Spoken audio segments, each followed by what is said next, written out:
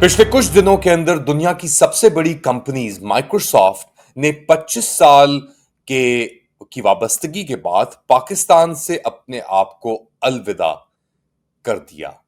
अब पिछले 1 या 1.5 साल के अंदर 21 कंपनीज, बैन अल-अक़वामी कंपनीज ऐसी हैं, माइक्रोसॉफ्ट समेत, जो पाकिस्तान को छोड़कर जा चुकी हैं। मईशी तौर पर पाकिस्तान के अंदर पिछले कई साल से foreign direct investment dry up होती जा रही है। जो कंपनी जहां पे ऑपरेट कर रही थी वो भी छोड़ के जा रही हैं। और अब एक नई study, return on education, basically जो return on investment in education के जो पढ़ाई कर रहे हैं जिस फील्ड के अंदर, क्या उन लोगों को वही नौकरियां या इक्विवेलेंट नौकरियां मिल रही हैं, क्या इन्वेस्टमेंट जो उनकी एजुकेशन में की जा रही है वो रिटर्न्स आ रही हैं या नहीं। इसके ऊपर स्टडी की है जावेद हसन, इकोनॉमिस्ट हैं, दोस्त हैं प्रोग्राम के। उन्होंने थोड़ा कॉम्प्लिकेटेड सब्जेक्ट लग रहा है बजाहिर तौर पे, तो क्या मतलब है रिटर्न ऑन एजुकेशन इन्वेस्टमेंट का, और जो आपने स्टडी की है इससे आपको क्या पता लगा है जावेद? अस्सलाम वालेकुम Ali, thank you for inviting me again. ये अभी पब्लिश नहीं हुई है, ये अगले कुछ दिन में पब्लिश हो जाएगी इंशाल्लाह। मगर ये बड़ी एक इम्पोर्टेंट स्टडी है। इसमें ये बताया जा रहा है कि आप एज एन इंडिविजुअल, गवर्नमेंट नहीं, एज एन इंडिविजुअल आप इन्वेस्टमेंट अगर अपना करें, अपना पैसे लगाएं एजुकेशन पर, ईच एडिशनल ईयर, उस पर जो रिटर्न है वो बनिस्बत अगर आप इन्वेस्ट करें गोल्ड में, प्रॉपर्टी में, स्टॉक मार्केट में, उसमें शायद उतनी ही रिटर्न है, ना ज्यादा, बनिस्बत इस आपके एजुकेशन में।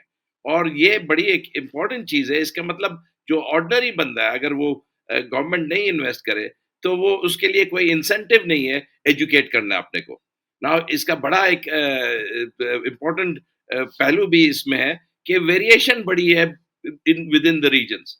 कुछ रीजन्स ऐसे हैं ना, डिस्ट्रिक्ट, जहां 0% रिटर्न है, बल्कि जो एवरेज यील्ड है वो कोई 2% से 8% है, अगर सेक्टर्स देखें। Now I tell you why this is very important. Policy makers को सोचना चाहिए, आपकी इकोनॉमी में ऐसे सेक्टर्स नहीं क्रिएट हो रहे हैं, ऐसे जॉब्स नहीं क्रिएट हो रहे हैं जो आपको रिवॉर्ड करते हैं। आपको, अगर आप एजुकेट करते हैं अपने को, तो उसकी रिवॉर्ड मिलती है। तो ये नहीं कह रहा हूं कि एजुकेट नहीं करें आपको, मगर एक इकोनॉमी ऐसी होनी चाहिए कि जहां कंपटीशन होनी चाहिए, कि जितना आप अपने स्किल करिएगा, एजुकेट करिएगा, उतना आपका आपकी डिमांड बढ़ेगी और वो ज्यादा प्रोडक्टिव इकोनॉमी की। इसका आप देख रहे हैं, अगर जैसे आपने कहा माइक्रोसॉफ्ट चली गई, ऐसे दूसरे भी मल्टीनेशनल्स चले गए जो आपके यहाँ प्रोडक्टिविटी लाते हैं, नए टेक्निक्स लाते हैं, नए टेक्नोलॉजी लाते हैं, नए वेज ऑफ बिजनेस लाते हैं। अगर वो छोड़ छोड़ के चले जाएं तो कैसे आपकी इकोनॉमी अब्जॉर्ब करेगी जो ज्यादा पढ़े लिखे लोग हैं। तो इसका मतलब आपके अगर पढ़े लिखे लोगों की गुंजाइश ही नहीं है इकोनॉमी में, तो फिर ये तो इकोनॉमी पीछे से पीछे चलती जाएगी। और ये आई थिंक बड़ी एक इम्पोर्टेंट चीज है। प्रोडक्ट जो पॉलिसी मेकर्स हैं, जो गवर्नमेंट है, उसको सोचना चाहिए कि आपकी जो रिटर्न्स हैं वो क्यों 50% लोअर है almost then other developing countries. In fact अगर लैटिन अमेरिकन कंट्रीज से अगर कंपेयर करें तो लिटरली इट इज उनका कोई 11% रिटर्न है, हमारा कोई सवा 6% रिटर्न है। और ये तो मैं कह रहा हूँ पूरा एवरेज। अगर 80% जो है देखें, उसका बस कोई 4% रिटर्न से कम है। समझाने की कोशिश करें हमारे ऑडियंस को, कंपेयर टू खित्ते में रिटर्न ऑन इन्वेस्टमेंट की आप बात करते हैं, इसके ऊपर थोड़ा सा अपना ये स्टडी आपने की है इससे अगर एक एग्जीक्यूटिव समरी से पढ़ा जाए या बताया जाए कि the economic returns to schooling in Pakistan are among the lowest globally, and the additional year of education increases annual earnings by just 6.4%, far below regional and global averages। यानी हर साल जो एजुकेशन का आप लेते हैं वो सिर्फ 6.4% इजाफा कर रहा है आपकी आमदनी के अंदर पाकिस्तान में। इसको आप कंपेयर करें इंडिया से, बांग्लादेश से, तो क्या पिक्चर सामने आती है? इंडिया में कोई जो साउथ एशिया का एवरेज है वो कोई 8.5% है। तो कोई अबाउट 23% हम लोग का कम है।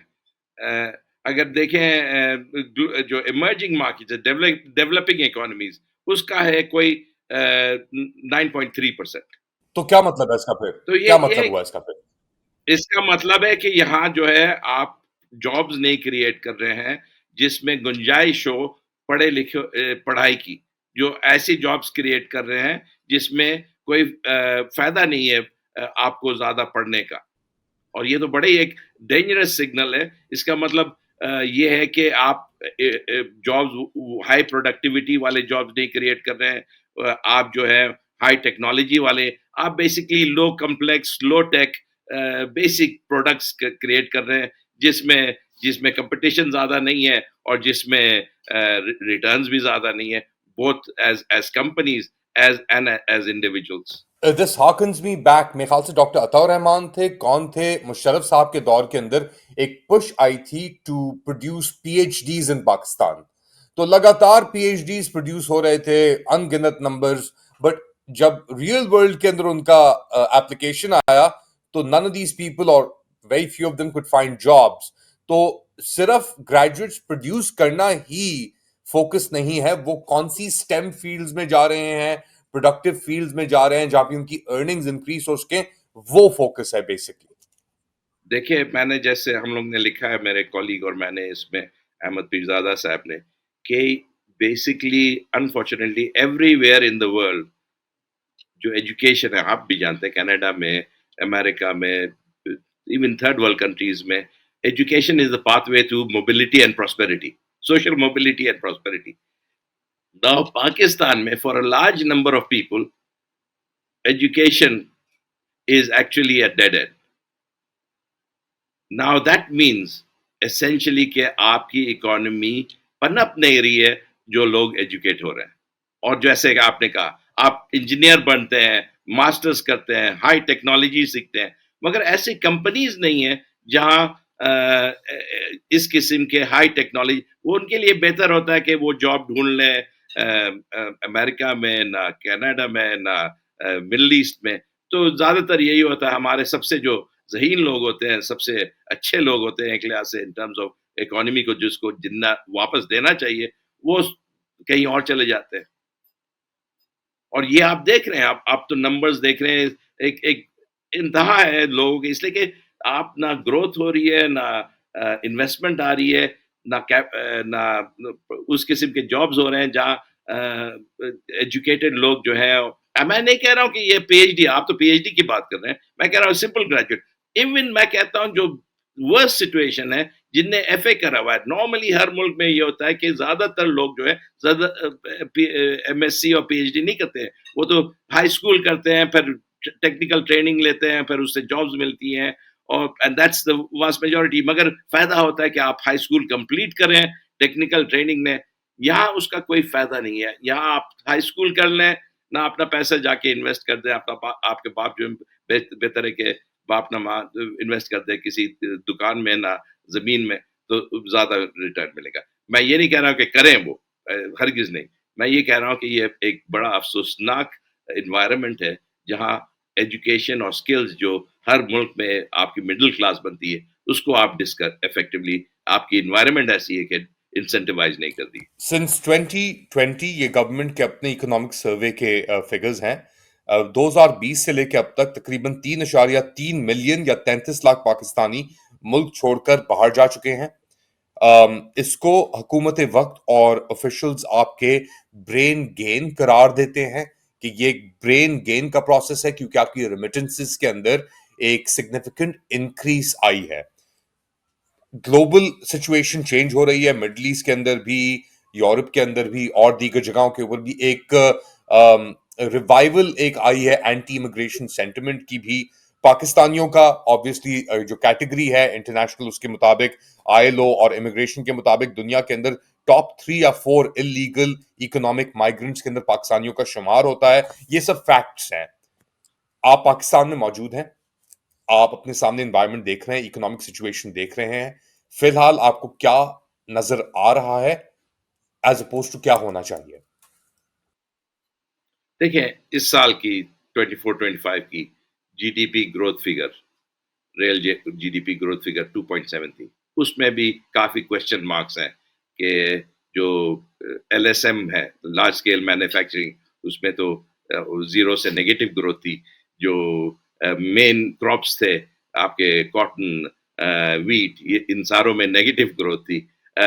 तो आपकी स्मॉल स्केल मैन्युफैक्चरिंग पता नहीं कहाँ से बढ़ी, मगर वो ठीक से डॉक्यूमेंट भी नहीं होती। सिमिलरली आपकी स्लॉटरिंग में बड़ी ग्रोथ आ गई, और आपके गधे घोड़े और शीप, ये उसमें बड़ी ग्रोथ आ गई, तो उससे आया 2.7। तो काफी क्वेश्चन मार्क्स हैं इस ग्रोथ रेट पर, मगर अगर आप सोचें 2.7 अगर मान भी लें वो ग्रोथ है, आपकी एवरेज पॉपुलेशन ग्रोथ कोई 2.6 के करीब है, तो इफेक्टिवली पर कैपिटा ग्रोथ आपकी हो ही नहीं रही है।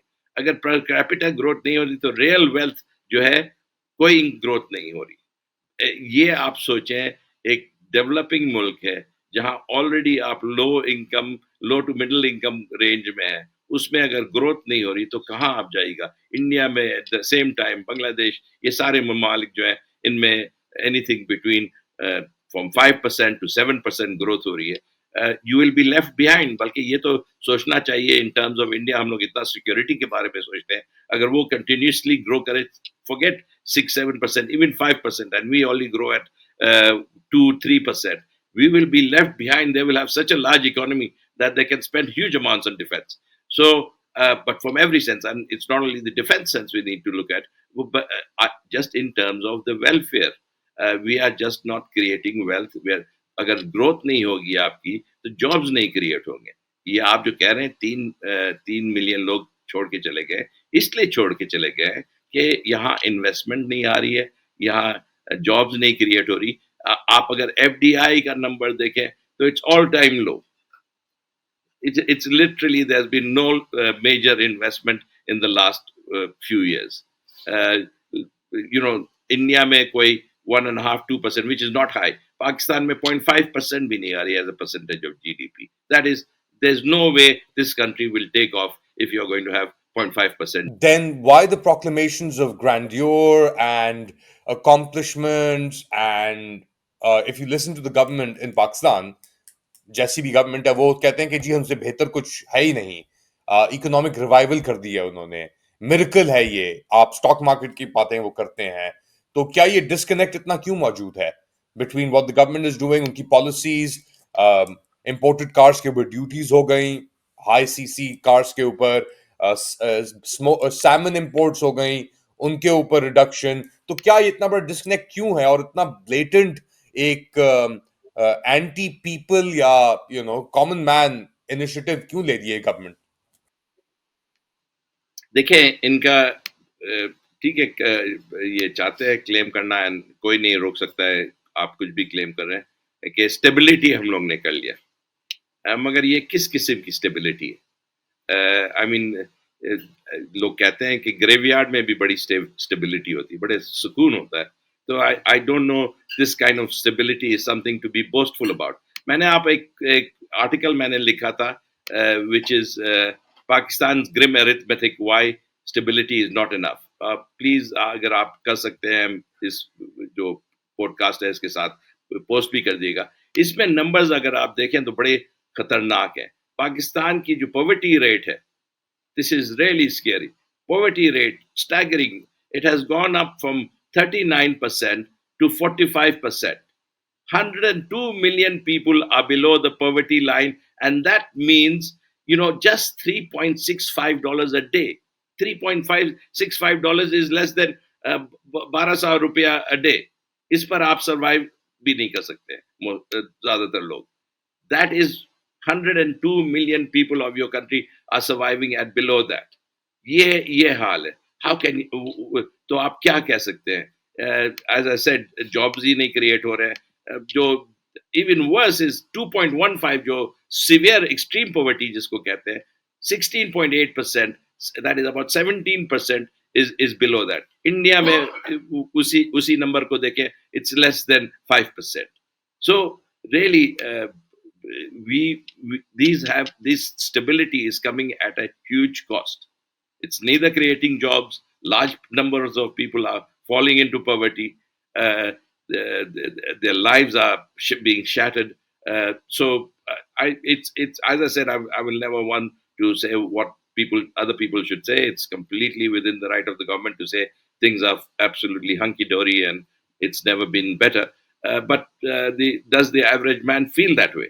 Well, I'm sure the average man, whatever they feel like, they're not able to express those feelings in a place like Pakistan these days because of what has happened with the political discourse in the country. Javed Hasan साहब, thank you so much, आपने हमें join किया और अपनी insights दी. इनका article आप जरूर पढ़िएगा, Pakistan grim arithmetic why stability is not enough.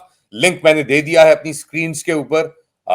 Do like, subscribe and share this content. अपना ख्याल रखिएगा. अगली बार तक अल्लाह हाफ़िज़.